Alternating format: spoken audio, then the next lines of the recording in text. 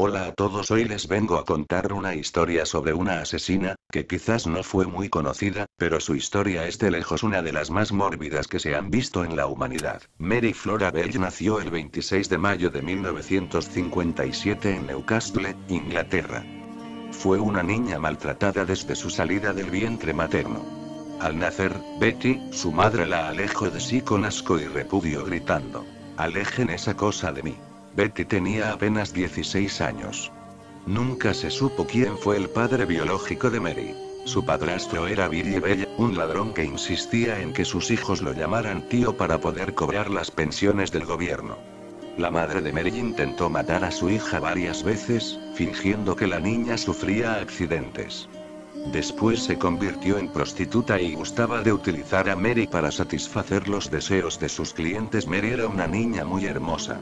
Parecía una muñeca, aunque siempre hubo algo andrógino en sus facciones. Desde los 5 años su madre la hacía participar en juegos sexuales con otros niños y a los 8 años la vendió a un cliente para que la desflorara. Luego la usaba para ofrecerla a clientes pedófilos. Mary declararía a la policía que su madre la sujetaba, desnuda, mientras los hombres que pagaban por ella le introducían el pene en la boca, hasta eyacular. Según su testimonio, siempre terminaba vomitando el semen. Así creció Mary, en medio de una familia enferma y disfuncional. Su papá Billy Bell siempre había vivido con ellos, pero les había enseñado a sus hijos Mary, y sus hermanos menores, que siempre lo llamaran tío, para que de esa manera su mamá pudiera cobrar la pensión mensual que el gobierno le otorgaba.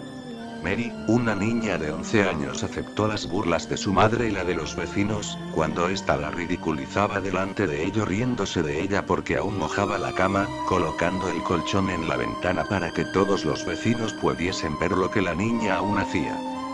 Mary era una niña de 10 años normal a los ojos de cualquiera, aunque no tan normal en el fondo. Un día, una amiga, Pat, le preguntó por su hermano pequeño que ya debería haber llegado a casa. Su hermano pequeño, Brian, tenía 3 años y era rubio.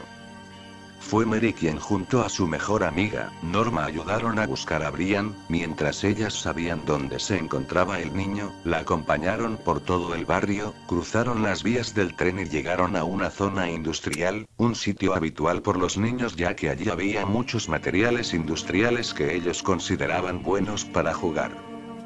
Pat estaba muy preocupada por su hermano Brian, ya que solo hacía unas cuantas semanas se había encontrado muerto al pequeño Martin Brown dentro de una casa abandonada.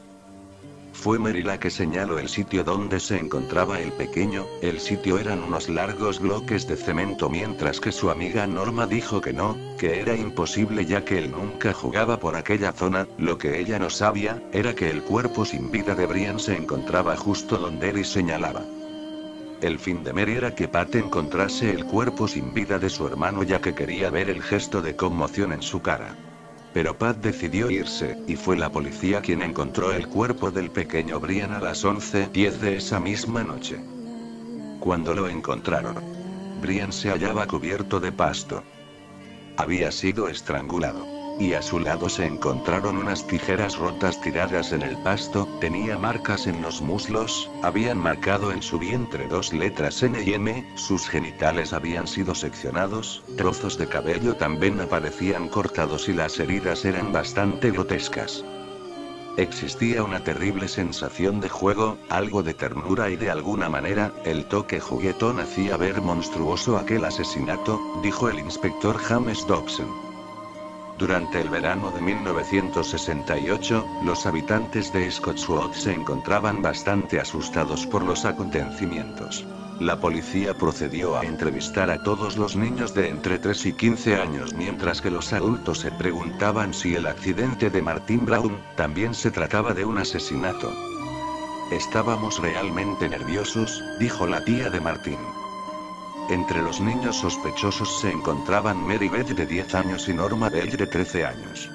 Mary era demasiado evasiva y actuaba de manera bastante extraña. Norma estaba emocionada por el asesinato y se dedicaba a sonreír, como si todo fuera un juego, según el testimonio de un policía. En la declaración oficial de Mary, ella mencionó las tijeras que se encontraron al lado del cadáver, lo cual era una evidencia confidencial, pues en ese momento ella se incriminó sola, y se podía suponer que tanto Mary como Norma habían visto morir a Brian y que alguna de las dos o ambas era la asesina. Norma fue interrogada por segunda ocasión por el inspector Dobson, y esta vez ella confesó que Mary le dijo que ella había matado a Brian, y que después la llevó a ver el cadáver, advirtiéndole no decírselo a nadie. Cuando vio a Brian, Norma sabía que estaba muerto, pues tenía los labios morados. En ese momento, Mary pasó sus dedos por los labios de Brian y le dijo que lo había disfrutado. Al concluir su interrogatorio, la policía no perdió tiempo y fueron por Mary, pero ella parecía estar muy tranquila y no aceptó nada. Mary reflejaba estar en un juego de policías y ladrones y nada la ponía nerviosa, como si supiera lo que iba a pasar y cuál era el proceso policial. Debido a muchas contradicciones, las dos niñas fueron acusadas de asesinato y encarceladas en la estación de policía, en espera del juicio. Las dos familias que perdieron a sus hijos declararon que luego de la muerte de estos, habían sido interrogadas por Mary Bell, con preguntas como: ¿extraña a su hijo? ¿Le duele que haya muerto? Inclusive con un tono de burla, quería saber cómo se sentían. En el caso de Martin Brown, quien fue encontrado muerto en el piso, con varios golpes y la cabeza sangrando, confesó Mary Bell que junto con Norma, llevaron al niño engañado a una construcción, y cuando se encontraba parado en una barda, Mary lo empujó, y el niño quedó inmóvil en el piso, pero consciente. En ese momento, Mary y Norma bajaron hasta donde estaba Martin, y al verlo indefenso, pero todavía con vida, Mary dijo: puse mis manos alrededor de su cuello y lo apreté muy fuerte. Él trató de defenderse, pero yo tenía más fuerza que él, no lo solté hasta que vi que ya no se movía, lo disfruté. Entre otras declaraciones, Mary dijo: siento placer lastimando a los seres vivos, animales y personas que fueran más débiles que yo, que no se pudieran defender. Esta declaración conmocionó a todo el pueblo. Mary y Norma fueron llevadas a juicio, el 5 de diciembre de 1968. El proceso judicial duró de 9 días, y la corte estaba abarrotada por la prensa. En el juicio se le preguntó a Mary que cómo ella sabía que Martin había sido estrangulado, tomando en cuenta que este dato se mantuvo todo el tiempo como confidencial. También el forense incriminó a Mary al demostrar que se encontraron fibras del vestido de Mary en los cuerpos de las dos víctimas. Igualmente se encontraron fibras del vestido de Norma en los zapatos de Brian, pero la duda permanecía, de qué tanta culpa podría tener Norma en los homicidios. Se dice que lo que realmente se trataba de averiguar en ese juicio era si Mary era una pequeña niña trastornada o en verdad se trataba de un monstruo, una mala semilla. El veredicto: Mary obtuvo la pena por homicidio. Pero lo que no estaba muy claro era qué tan severo sería el castigo que se le impondría a Norma. La defensa tenía que probar que Mary estaba psicológicamente enferma y que no comprendía la magnitud de sus actos. Después de los testimonios de las niñas, la corte llamó a los psiquiatras que las examinaron y su opinión fue: nosotros creemos que esta niña tiene que ser puesta en manos de una institución mental, ya que padece de una personalidad psicópata, demostrada en la falta de estima y cariño hacia los seres humanos y la propensión a actuar por impulso sin pensar en las consecuencias. Los jueces tardaron un buen rato en deliberar las sentencias, y Norma tembló de emoción cuando la encontraron inocente de los cargos que se le imputaron en ambos homicidios, pero fue puesta bajo supervisión psiquiátrica. Sin embargo, Mary fue encontrada culpable de asesinato en ambos casos por asesinato, por delegar responsabilidad y buscar complicidad. Su detención sería por tiempo indeterminado. Una vida condenada. Aparentemente recuperada y rehabilitada, Mary fue liberada a los 23 años, el 14 de mayo de 1980, su primer trabajo fue en la enfermería local para niños, pero determinaron que este era un trabajo inapropiado para ella. Después regresó a casa con su mamá, y conoció a un joven que la dejó embarazada, pero ahora la polémica se trataba de si a la mujer que había matado a 2 niños se le debía permitir que se convierta en madre.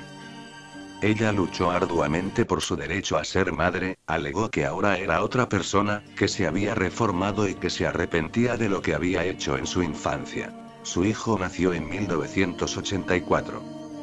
Mary alega que desde el nacimiento de su hijo ha tomado una nueva conciencia acerca de los crímenes que cometió, que de alguna manera ocurrió una transición dentro de ella, debido al tratamiento apropiado que recibió, pasó de ser una niña asesina a una madre cariñosa. Eventualmente conoció a un hombre del cual se enamoró, se fue a vivir a un pequeño pueblo, pero los oficiales tenían que avisar a las autoridades locales de su presencia, así es que de inmediato los habitantes de ese pueblo organizaron marchas, exigiéndole a la asesina que se marchara. El 21 de mayo de 2003, Mary Bell obtuvo la victoria en la corte, para mantener su anonimato y el de su hija por el resto de sus vidas, pero los investigadores privados, contratados por la de Martin Brown, siguieron rastreándola, pero no la encontraron. Actualmente Mary es abuela, y sigue con el temor de que la identifiquen como la niña asesina.